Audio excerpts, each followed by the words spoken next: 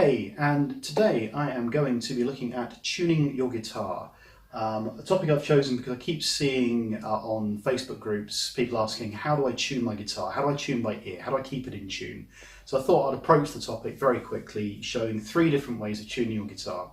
2 by ear, 1 using a tuner.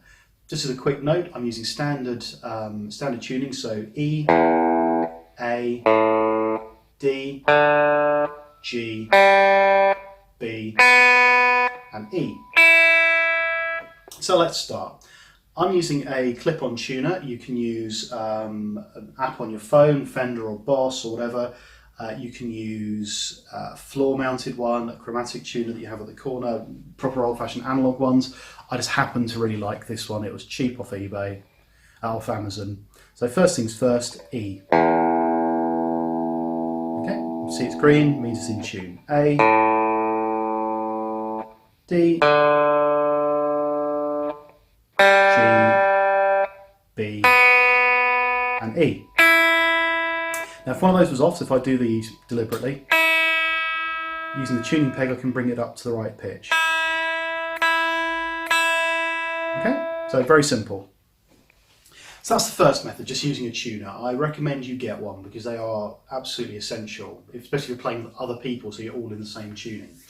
Now the second method is to tune the guitar to itself. Now what that means is it doesn't matter what tuning you're in, doesn't matter what your low E string is actually tuned to. You tune the guitar to itself so that it sounds in tune to you playing. So again, if I take out a couple deliberately, okay, what you do, the way you do this is you will fret the bass E string on the 5th fret. That should give you the note you need for the A string, the next string along. 5th fret of A will give you the note for your D. 5th fret of the D will give you G. 4th fret, so the 4th fret of your G will give you B, which is out, so we tune that in.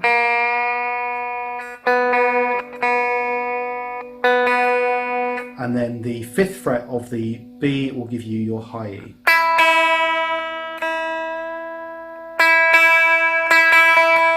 So 5, 5, 5, 4, 5. Okay.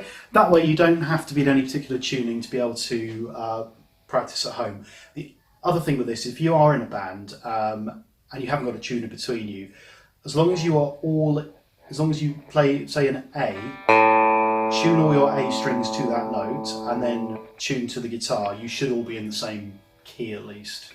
But have a tuner anyway.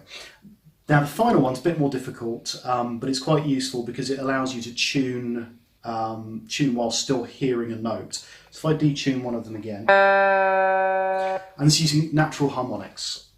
Now, natural harmonic you get by gently placing your finger over the 5th fret in this case and just plucking, and you can hear it rings out.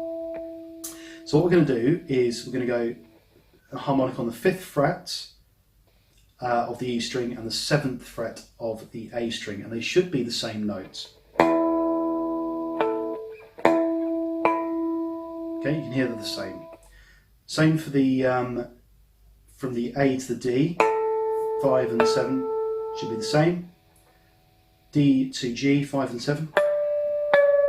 They're out, and you can hear the dissonance in that note. So I tune the G back up until they sound like the same note.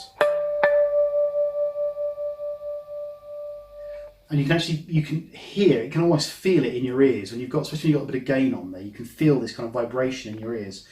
And then G to B, it's 4th fret harmonic to 5th fret harmonic,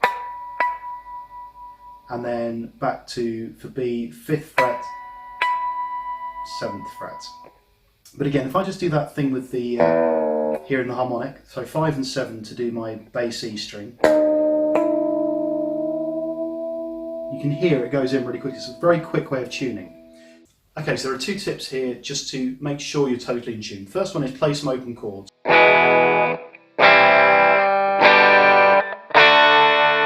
just so you can hear that everything's in tune with itself, because sometimes if the intonation is wrong, so the distance between here and here isn't quite right, and that's sort of millimetre precision, then the notes don't always ring out the way you expect them to in chords, and especially when you're doing power chords, a chord down here may not sound quite as good up here if you haven't got the intonation right. So just play around, make sure that the notes sound right. The other thing is to bend all of the notes, bend all the strings, just to make sure there's no slippage. So.